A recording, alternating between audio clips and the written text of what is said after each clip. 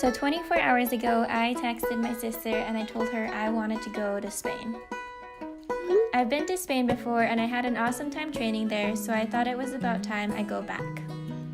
And because I love to make spur-of-the-moment decisions like yesterday when I decided to randomly dye my hair red, we booked the flight and then the next few days I will be boarding a plane to spend 1 month in Spain.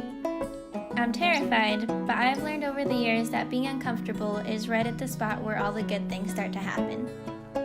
Like the time I decided to say yes to speaking in public for my first time ever. I understand.